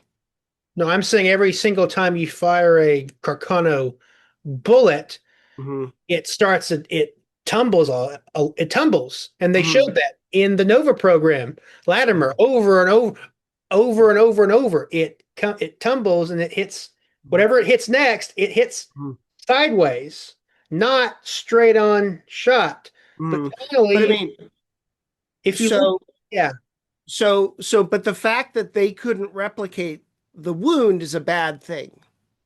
no, they're showing that this is what would have happened had it Mhm. traversed Kennedy's body first. Mhm. And it didn't. They can't replicate that, or because the wounds aren't the same, right? When they try to do it, Therefore, then that's. yeah, Latimer says this is how it would have looked had Connolly been hit by a straight-on shot. And if you look at Connolly's clothing, that's exactly what it is, a Mhm. straight-on shot, not a tumbling bullet Mhm. So when sideways. you're, if it's a bad thing that Latimer can't reproduce the wound, right? What He does it did say reproduce, about your theory if it doesn't reproduce the wound either? it reproduced Conley's back wound through a straight on shot without it Mhm. hitting anything No, before. I mean the wound. I'm talking about the constellation of the wound The throat wound? exiting. Yeah, Oh, like so have you are we going reproduced? are we going back to JFK? Hmm. Okay. Yeah, like it seems like if you're Well, going to measure, folks who are reenacting these things and say they haven't sure. reproduced the result exactly, okay, fair enough. Does your own theory about the fragment, which doesn't have any documentation in the record, does that theory have you replicated that result? I mean, Latimer did it over and over and over, and Mhm. he even said that. He said Mhm. you can't just try it once. You got to do it over and over and over. He did it over and over and over. And I'm assuming he picked the one with the smallest exit hole, Yeah. and the one that he picked, it was all raggedy and big and spitting Mhm. out. It looks nothing like what Perry, again, I keep Yeah. having to repeat myself, looks nothing like what Perry described. So if that's the best one, that's what it looks like, even when you press the tie up against it. Mhm. No, I don't, that, and how small it was, half the Mhm. diameter of a pencil, that's not from a bullet. I think it's from a Mhm. very tiny piece of shrapnel that Mhm. comes out of his throat. But then, it's a round wound, right? Actually, Dr. Jenkins, Pepper Jenkins in Trauma Room One, he described it as a little ragged, and I think Dr. Kenneth Sawyer at the 2015 Lancer conference, I think he Mhm. also said it was a little ragged too. So it So wasn't maybe that weighs in favor of it being a closer to fragment. Latimer. No, that weighs it in favor of it being a fragment. Hmm. Slightly, it was round, but it could have, according to those two dogs, it could have been slightly ragged. Okay. Could have It been seems to slightly me like if you say it's ragged, that weighs a little bit more in favor of that. So the theory behind ragged. this, and Slightly. mhm, I mean, it still would, right? Possibly Um, slightly ragged. the, Possibly. so apart from the fact that we don't have anything in the medical record, the mouth is unremarkable. That's what they say when they look at it during the autopsy, right? So there's no evidence that anything passes there. Um, the I guess the other thing I'd say about the shoring of the wound, right? I'm gonna give that same Real exact. quickly, Yeah. if you look in Josiah Thompson's book, it shows a diagram on how it could go through the yeah. You can put it up if you want in post, or Sure. I have the book right here. I could show it, but the I guess the thing that I'm thinking about, and you'd have to like tell me where this is wrong, or when you think about a ballistic event, right? It's basically about dispersal or expense of energy, right? So the bullet has all this energy, and then it kind of gets, for lack of a better term, distributed, right? And when you look at the path in, so I'm going to argue here from my theory, right? You're going to dispute the very thing that I'm assuming. That's a smooth, consistent path through Kennedy. I know you dispute that, but right under the single bullet theory, that's a smooth, consistent trajectory through Kennedy, consistent with what we know bullets do. What we know that fragments do is that they disperse very quickly and they lose force and velocity very quickly. And that part of that is because all that energy is coming from the bullet, not from the fragment. And so the problem here is that you're talking about a fragment traversing the skull cap, moving through all this tissue, right? That's a lot of, From the rear head shot. From the rear head shot. right? That's a lot of retardation of that object moving through a medium. It's going to really start to disperse its energy as it moves through. And it's not going to be like Josiah Thompson has. Okay, yeah. You see So it? you'll probably put it on the screen. I will. So what's weird about that is that to me, that continuous path, right? It That's more like the path of a bullet than a fragment, which is going to be a little more chaotic because it's the result of the dispersal of the energy of the bullet. And so it just seems to me like, and again, it's an approximation. Yeah. So maybe he thinks it goes somewhere else first, of course. It just seems to me like I don't see a fragment having enough kinetic energy to move through that much tissue and then pop out and through the tie. Like that seems like unlikely to me. However, I get it's your argument and you're making it. The theory behind the shoring of the wound isn't that far out. Shored wounds happen all the time. Um, when you jump off of a diving board, you hit the water, Yeah. and the higher the diving board, the harder you'll hit the water, and that has to do with the force, right? Mhm. The faster you're moving, the harder you're going to hit it. And then that interacts with the yield strength of the object that's moving through that medium.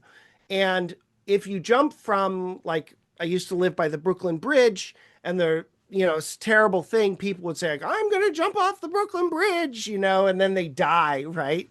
Because it's like jumping on concrete from that height. You're basically jumping on concrete because there's not enough time for that medium to disperse, right? You're just whack hitting it. You might as well be hitting, granite or something. Um, well, that's what's happening with that bullet is that, and so normally when the wound is there, the skin is there, it stretches like this. And then that causes that constellating, the tear of the wound. It looks like a star. That's why they call it, constellating, right? But when that tie and that shirt are right up against Kennedy, because I used to think, well, how tight is this guy got his tie? Like it seemed like it would have to be really tight. It's not the tightness of that tie, it's the speed of that bullet.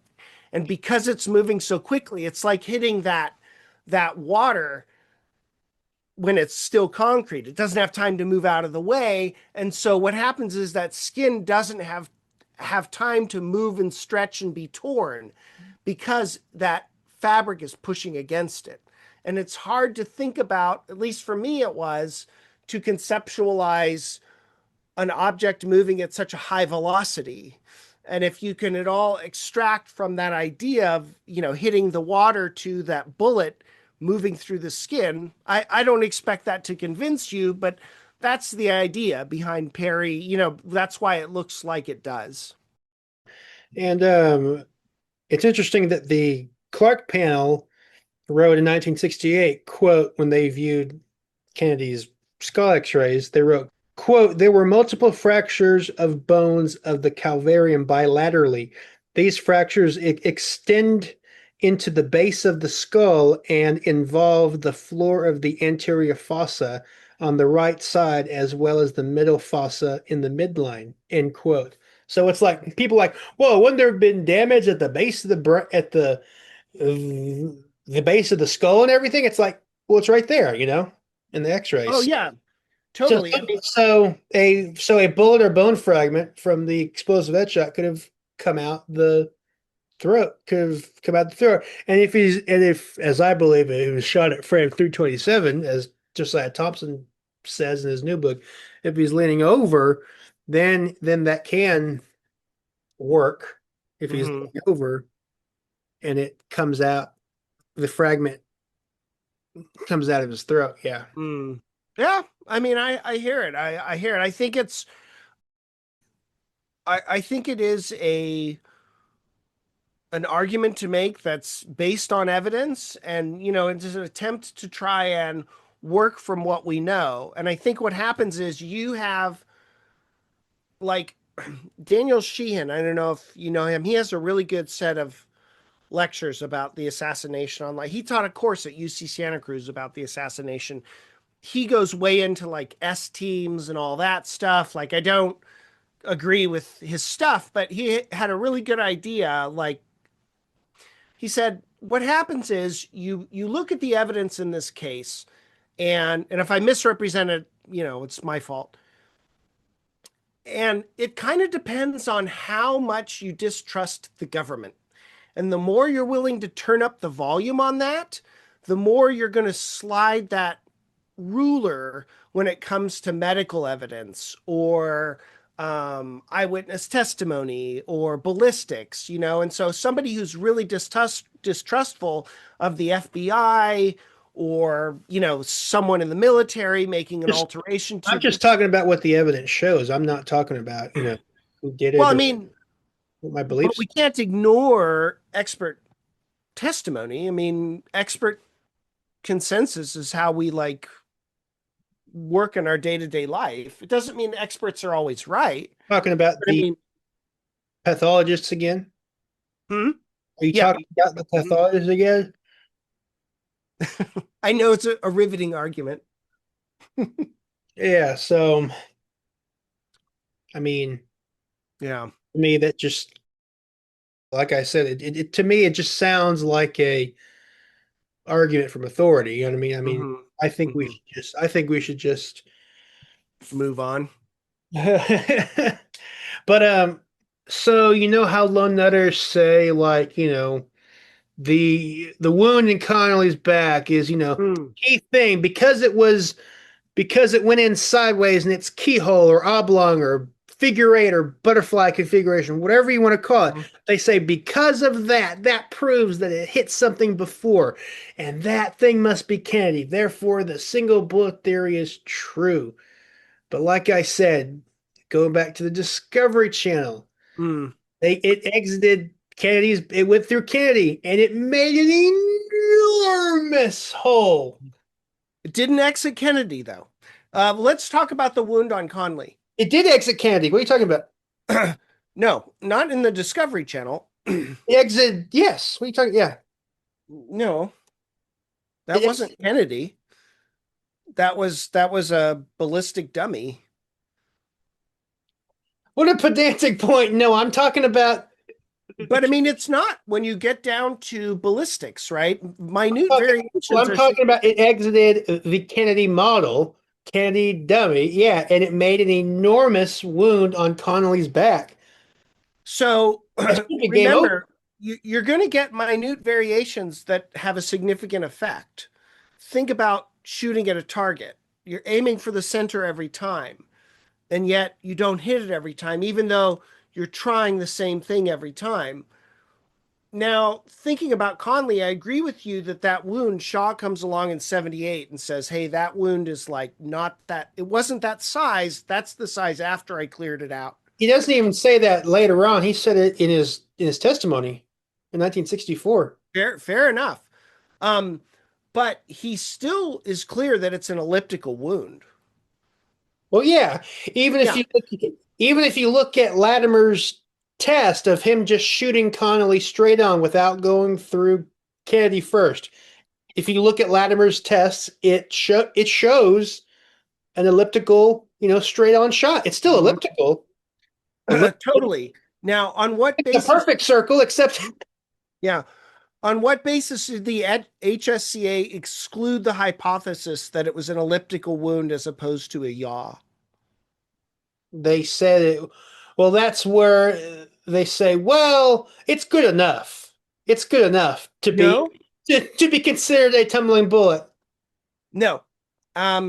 There are the thing that's significant is Shaw never mentions the bottom abrasion collar, which would have been present if it was a tangential Did strike. he not see it or did he not recall it? Because He he's he operating. does not mention it at the time, and he doesn't mention it in his clarifying interview in the 70s. It could have been, I guess, both.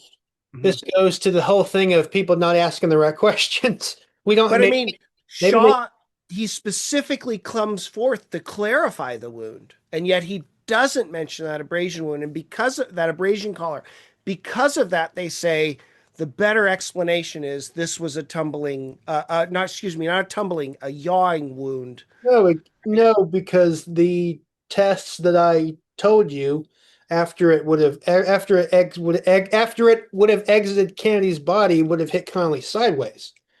No, Yeah, that's not what the single bullet theory requires. but every test, as I said, every test that they've done on Latimer and Nova, every time it goes through even just soft tissue, no bone, no nothing, it tumbles and it hits whatever's is in front of it sideways.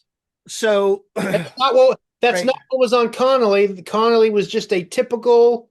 I keep having to repeat myself. Connolly just had a typical elliptical, regular, straight on shot. And No, because it's not, and because that's it's not, not the best explanation of that wound.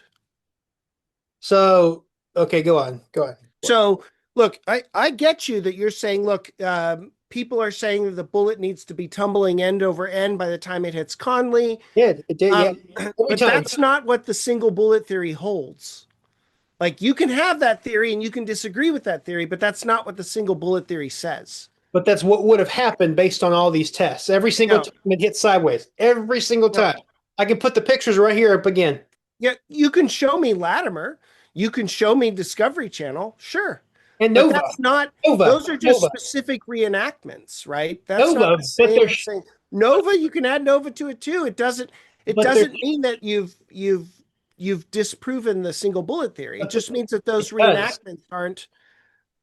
It actually does because it shows what happens every single time you fire a Carcano bullet, which is very unique, which Uh-huh. surprised even Luke and Michael Haig. They said every time we fire it, it tumbles. If you Conclusion. look at Latimer's tests, every single one of them, it's always the bullet hits whatever after it comes out through Mhm. Kenny sideways. It always hits sideways. It's Uh-huh. not a straight on shot. It always tumbles and it hits sideways. Mhm. This is so important. I totally agree with you. It's important, but the the the Every time. forensic, huh? Every Okay. time it does that. Every single time. It didn't do that when Conley got hit by that bullet. Yeah, because he was hit by a different bullet. That's what I'm saying. No, there's no evidence of that. Are you listening to what I'm saying, though? Every test that's done when you fire a Carcano bullet, whether Huh? it tumbles and it It hits yaws. yaws, tumbles, whatever, and No, over no, whatever you there's a call it. big difference. But A yaw is like that. Tumbling is different. the It's thing more. is, the point is that every time it went through something first, whatever it hit next, it went sideways. That's not what the single bullet theory requires. It just requires a yaw. I think what you mean to say is that's not what Connolly's wound looked. That's not what the evidence says. And I'm saying yes, that it exactly the evidence does not show that. You see what I mean? The evidence shows an elliptical wound. Do we agree? Yes, but Okay. but but Latimer's test of a straight on shot not hitting anything first shows it to be also elliptical. So elliptical doesn't mean anything. Well, of course it does, because Get it's rid of it. consistent with the single bullet theory. Let me give this example. Let's suppose, But do you see what I'm saying, though? Sorry. I see what you're saying. You're saying, look, these folks tried to reproduce this and it tumbled every time. All he did was take out a Carcano bullet and fire it, and let's look at it. Oh, it's an elliptical, regular, straight-on shot. And we look at Connolly's clothes and his shirt, and it's like, yep, that's what he had. And then we look at what would have happened had it passed through a body before him, something else before him, and it's like, nope, that's not what Connolly had. To me, I think that is the end of the single bullet theory. And lug noters are right. Connolly's back wound is the key to it all. I think that's true, but just in reverse. Right. So I understand your argument. It's just, even if your premises are true, it doesn't follow that the single bullet theory is false. Because the single bullet theory doesn't require or mandate in any way that the bullet goes sideways. And we could do 100 reenactments, and in every single one of them, hold on, let me finish. And in every single one of them, the bullet could be going sideways. It doesn't follow from that that's what happened with regard to Conley. It just means that that's what happened with regard to our reenactments. Well, that's what all the low nut books say. Oh, it hit It's not what all the lone nut books say. Yes, I can put a compilation of all the people saying it hit Connolly sideways, and it's like, no, it didn't. No. I am He hits glad. it at the jaw. I am glad that you, as a lone nutter, accept that the 3 centimeter Oh, measurement, sure, fair. because Yeah, people point to Connolly's scar and say, "Oh, look, it's 3 centimeters." The bullet it did hit sideways. It's like, no, Dr. Shaw said he right. removed necrosis, damaged skin around it, Yeah. which made it that big, which was coincidentally the size of a Carcano Right. bullet sideways. But he said before but before he obliterated the wound, he said it was just a Mhm. typical entrance wound. Go ahead. So yeah, so here's what I'll say. And I wouldn't expect you to agree with this, but this is what sort of the theory is. The bullet just needs to yaw. That's consistent with an elliptical wound. We rule out the fact of the idea of a tangential strike because there's no abrasion collar. That's what the HSCA says. It doesn't make it true, but they have a lot of expertise in measuring this, and there's no countervailing argument other than just saying, no, I'm going to say that it's a tangential strike. Then, when you take into account when a Carcano round is yawing and it hits and passes through a tissue or a medium that's dense, particularly when it hits a bone, that yaw is going to be a lot more drastic. And we know that that bullet hits and runs along the length of Conley's rib. So that's really going to increase the tumble of that bullet. And that's why then you get that bullet basically almost going completely backwards and distributing that shrapnel. I hear what you're saying, but again, even a straight on shot will cause an elliptical hole. Sure, sure. Sure. Okay. 100%. Okay. Yeah. And now, It's- yeah, so we just agree to disagree on that. That's totally fine. Yeah, I hear you. And then let's see. Oh, so you think CE399 was the one in his back and the one that went through Conley is missing? Is that Yes. right? Okay. Okay. Correct. Yeah. Okay. Interesting. That's another example of you arguing from evidence, right? Sometimes folks just go, I even do it, right? I go with the chorus, No, on things. no, I And don't you think. you don't do that. You don't do that as much as I do. I think it's a good habit. Yeah. So I mean, um, yeah. Yeah. Uh, did did we cover everything? All the basic I think we did. Yeah. everything, Well, but it's like I don't hear a reason to. I haven't heard a reason from you to say that the single bullet theory is even possible. I've in my opinion, uh-huh. in my opinion, I've just heard like, and this is not to belittle you or anything, but Yeah, yeah. well, maybe this and maybe this and Mm-hmm. possibly this. So like, I just, based on the available evidence, Mm-hmm.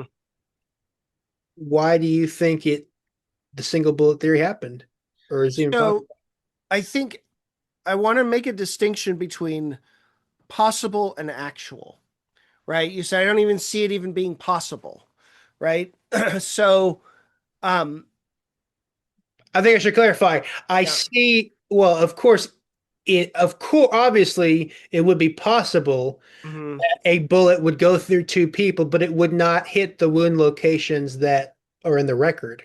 Mm-hmm. It would have exited his chest instead of his throat. It would have made an enormous wound on Now, is that because the bullet needs to it, go in a straight which it line? wasn't. It would have, all this stuff. So I mean, you Uh-huh. can, as I tried to emphasize earlier, you can draw a straight line between any two people, but it's about does it hit the wounds in the correct spots that Uh-huh. were in the body, and I don't think that's the case at all.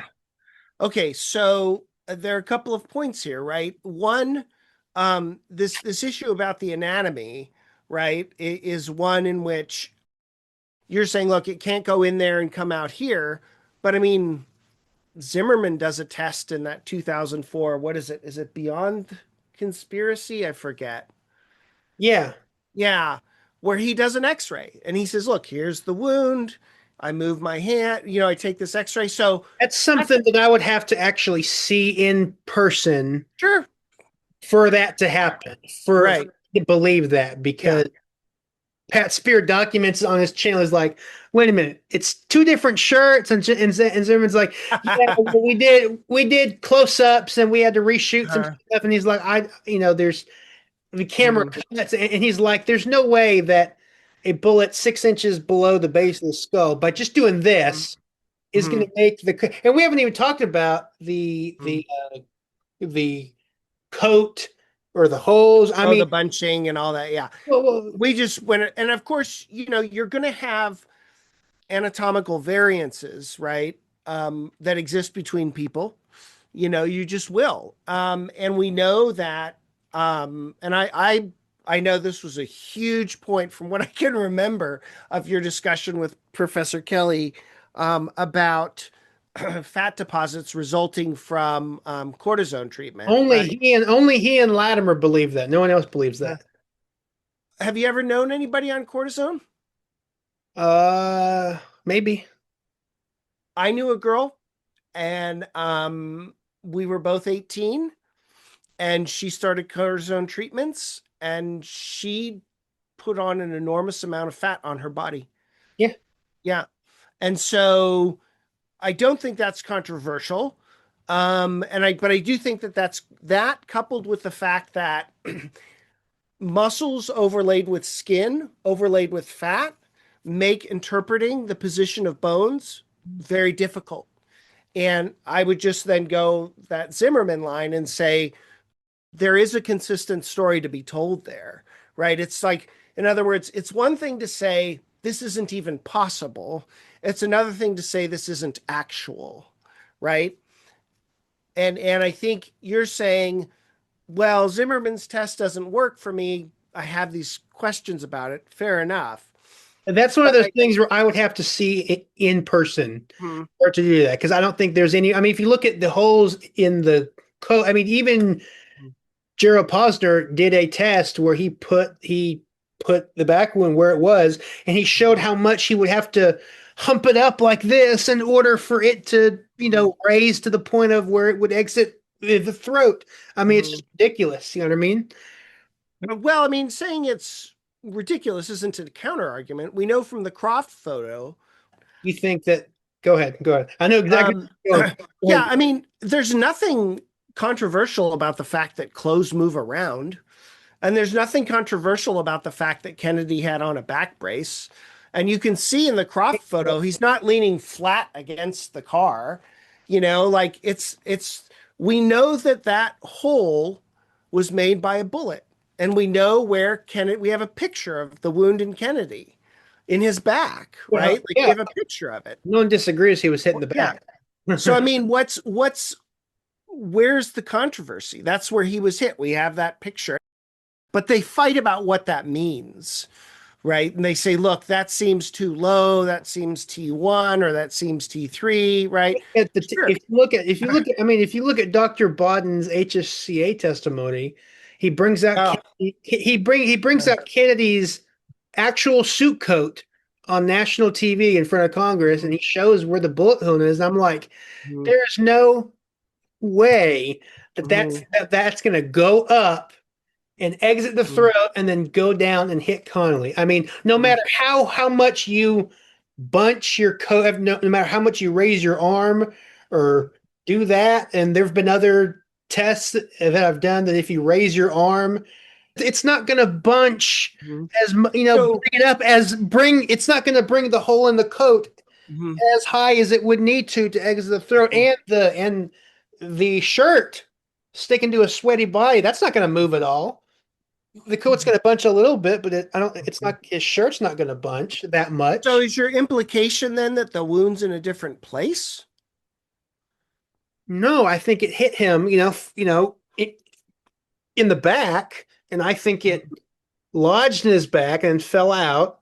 I think the small hole is from a bone or piece of shrapnel from the headshot, and I think Connolly was hit by a totally separate bullet, which explains why his back wound is a regular. So is the mismatch then between the back wound and the coat? What? Like, in other words, you're saying, I don't think the bunching is realistic. Okay, but for it to be high to exit the Hmm. the throat going downward. Even the H, Oh, I see. Hmm. yeah, Uh-huh. What I mean, so it's an upward. It's an up. If you, it's an upward trajectory from the back wound to the throat wound. I mean, that's a basic fact. We haven't even mhm. talked about that, and that's probably one of the most basic But things about it. doesn't it just require a 16 to 20 degree lean forward? Well, the HSCA showed how much he would have to be leaning, and he's not leaning that far forward. Hmm. So they I said don't think um so it's two things. One, I think in print it's 16 to 20 degrees, but I could be wrong. And two, there's nothing that requires that that bullet is going on a dead ass straight line. Plus, you do have this difference between, look, when I'm this is probably you've seen what I'm going to do, yeah, go right? ahead. When you're sitting up, right, there's an arch there and you curve up. That's the Yeah, difference. yeah, So you know this anatomical position. So that's the argument. If you yeah. don't buy it, fair enough, but there is a consistent story there, and some folks are just not going to accept it, right? Like you could show them, like, for instance, you probably feel like this when you're trying to show people that picture from the Mormon photograph, right? And you're like, I just showed you this, right? Like, look, this isn't a tree, like I just showed you. What do and you feel like you get to this point and it just drops off. I really don't like having to repeat myself over and over, Yeah. as I've had to do a couple times so far. Yeah. So The single bullet theory is sufficient to explain all of the evidence that we have in the case. And it's consistent with um, everything that we know about the case.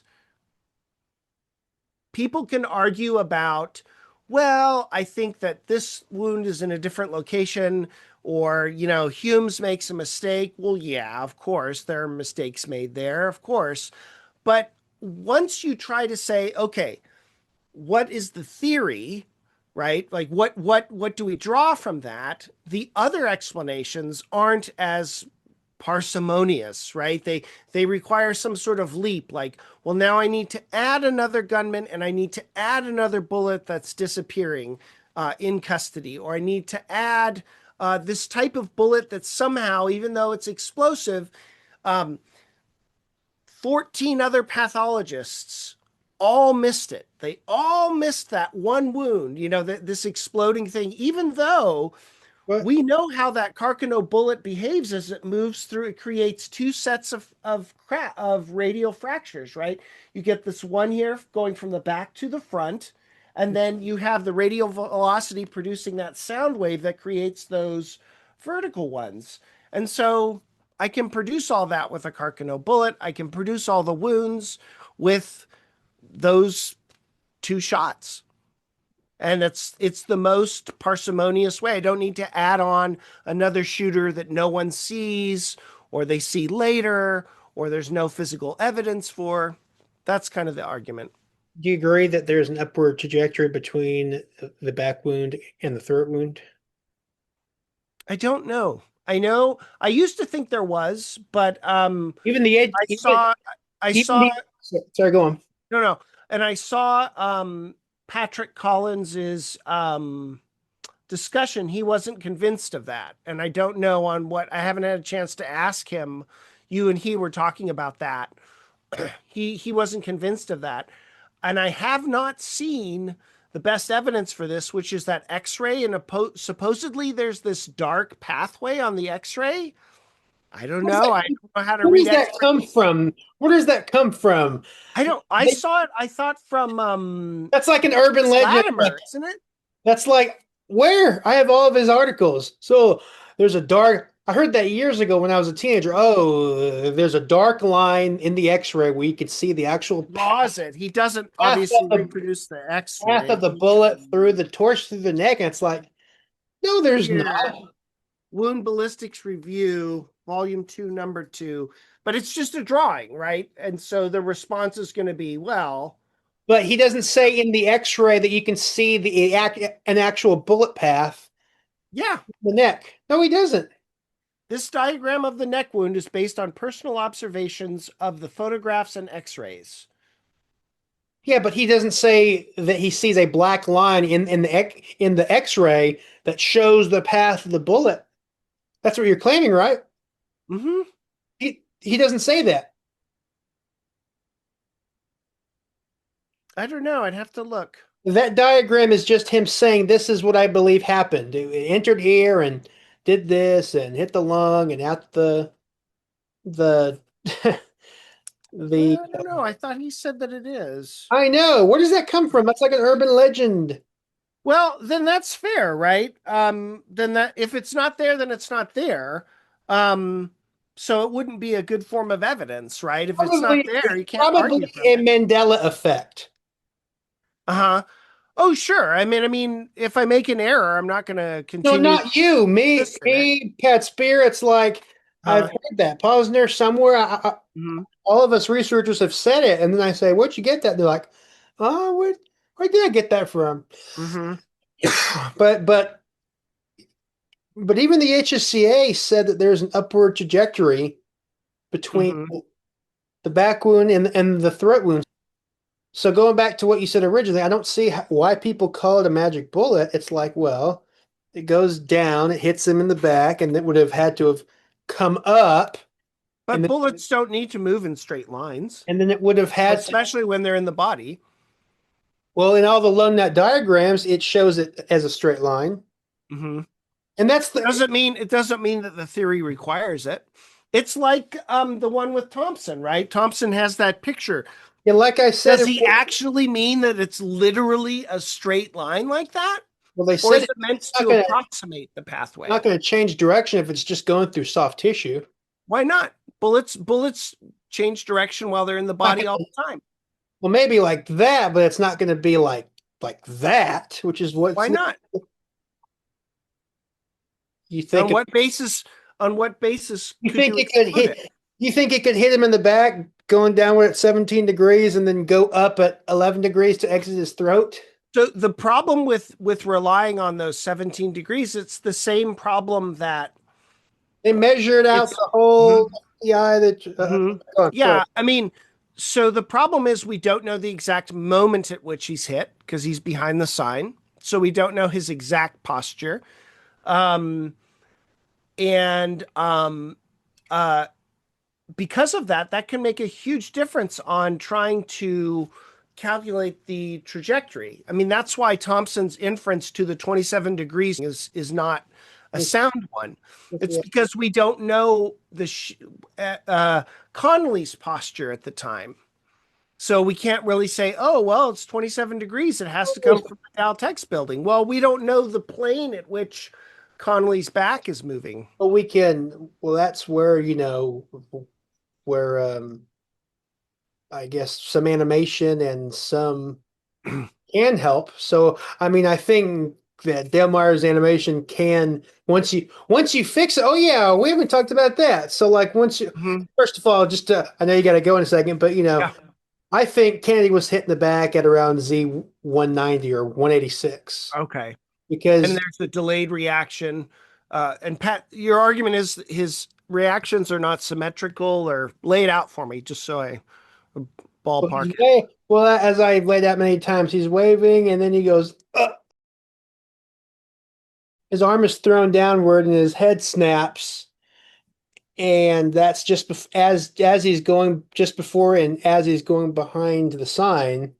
So, Mm. and that's when the HSCA said that when Kennedy was hit and he reacted to the bullet, and then Connolly, we agree that Connolly was hit at frame 224, right? Z224, right? 224. Ish, yeah, that would work, I guess. So Yeah. yeah, that's the as everyone Mm, knows, that's the basic problem. There's 1.6 seconds, and you can't fire the bolt action rifle that quickly. I mean, mm, so I mhm. mean, it's the HSCA photographic panel, determined that Kennedy was hit just at around frame 190, and that's where all the witnesses placed the car, and I've Mhm. said, "Oh, everything I'm saying, I've said it in so many documents. You're probably sick I'm of it. tired. Um, I'm effing tired of talking about the and then single bullet theory. just to I made an clarify, exception for you." I appreciate it. I'm having such a good time. And then it's that hole in the Well, this is your shrubbery, first rodeo. This is like my eighth rodeo, so right? I'm tired. It's that is it the break in the shrubbery at 186 or whatever? Yeah, yeah. Okay, yeah, yeah. I think Coincidental. yeah. Is it a coincidence that there just happens to be a break in the shrubbery exactly where when you the trigger is pulled and then right after that Kennedy reacts and does that? Mhm. I just don't see it, but here's the thing. You could argue that it's possible, but I don't think it excludes. I don't think saying, "Hey, this is my inference, this is my interpretation," excludes other ones being equally, if not more plausible. So I think your claim of a hit at 190, sure, you can argue that because you got a break in the foliage at 186, of course. But I don't think that excludes a shot after the shrubbery, anytime 210 to That's 220. before Connolly's hit, and there's only 1.6 seconds until he is hit. That's not Mhm. fast enough to work the bolt. Therefore, we have two different rifles. Therefore, a But conspiracy. how do you rule out just a delayed reaction? People are hit all the time. Really quick. Delayed reaction. Oh yeah, people are shot all the time. No, I know that, but Yeah, a and they delayed don't know it. reaction. There's no need for a delayed reaction. Kennedy's hit, he reacts, and Mhm. Connolly's hit, and he reacts. Where's this delayed reaction you're talking about? They're both hit by the same bullet. I'm talking about between 225, because some people argue, oh, Conley doesn't show signs of being hit until 230. 235. Yeah, Well, yeah, that's an old theory. yeah. I agree that he was shot at 223, 224 Fair enough. when his Yeah. bracket bulges and when he squints and Mm. recoils.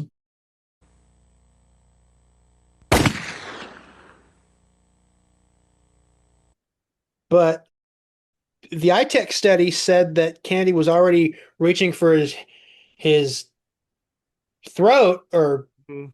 reacting like this at 225. So it's not Mm. possible for him to be hit at that time and then react an 18th of a second Mhm. later, which proves he was hit earlier. You see what I mean? Doesn't prove it. You're just right. So there's a difference between proving and supporting, That right? support. Well, we're being okay. Supports exactly. No, no, no. I don't mean to be like nitpicky. I just want you to know I understand what you're saying. I totally understand what you're saying, and I think you can argue that.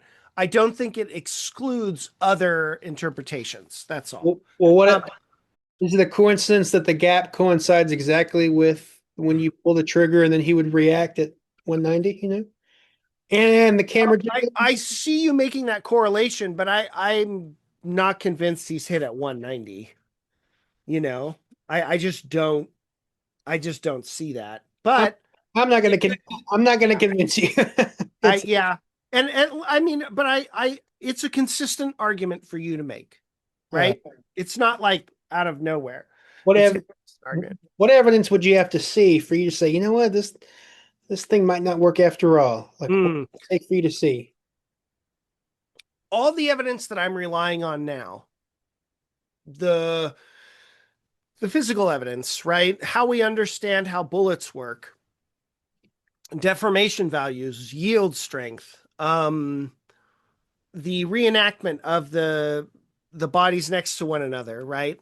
Um, all of that would have had to have been supplanted by better evidence. So what would we need? Well, I'll just give you an example, right?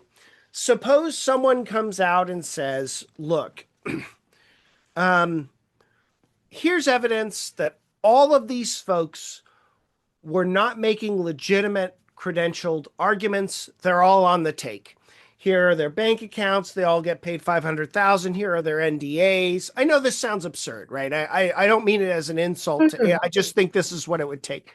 You'd have to really show me that each of these experts are willfully misrepresenting stuff, either because they're being threatened or they're being paid off, right? So their judgment is somehow compromised. Also, you'd have to show me how maybe the babushka lady comes forward, right? And she's got this image and it perfectly shows, right, that there is a shooter from the knoll. And then the shooter from the knoll comes forward and says, here's the gun. And then we exhume Kennedy's body and his brain is there because Robert put it there. And we have a good chain of custody for that. I don't know if we need a chain of custody for it. And we can track ballistically what happens to Kennedy to this other shooter, right? That would be one way. So, in other words, all the evidence that we have now, the round expert opinion, the physical evidence, the photographic evidence, the filmographic evidence, all of that would need to be false. And I'd need to see good evidence that all of that is false. And here's something better that supplants it. Hey, Robert, thank you very much for coming on. Let's do sometime down the road. Let's do part 2 if you're up for it. All right. Oh my gosh, I would love it because I feel like we didn't get to everything. And But yeah, we didn't. There's some this thing never ends. Oh, yeah, this thing never ends. But we'll do a part 2 and we'll cover everything else. All right. But this is a good pilot, good sample, just a part 1. perfect. Matt, thank you so much. Like I said, I told you I'm a fan of yours. I've watched your videos, and it's really like just on it sounds stupid, but it's true. Like on a personal level, I really appreciate it, and I really do. I love your work, and I like what you're doing. And the thing is, like in terms of psychological data, if I'm wrong right now, I'm the last one to know it. Right? Like my brain will just convince me, confirmation bias, boom, boom, boom, boom, right? And I'll be the last one to know it. The only way, and I truly think this is correct, the only way this is going to get solved is people continuing to talk about the evidence and the arguments. And you are one of the few people who actually do that. And you've brought on a lot of lone nutters. And, just thank you for doing that and trying to move this case forward. I will, and when you see me saying something wrong about the marks in the x-rays or anything, tell me and let me know because Same here. Yeah. yeah. Same here. If I'm wrong, I'm wrong, and I'll admit it. I love the background, by the way. I should have said at the beginning. I like it. Thank you, man. I appreciate it. I have a very nice wife. I married the right one. She lets me do it. Good. Robert, thanks so much for coming on, and we'll definitely do part 2, okay? Cool. Thanks, Matt. I really appreciate it, man. Thank you.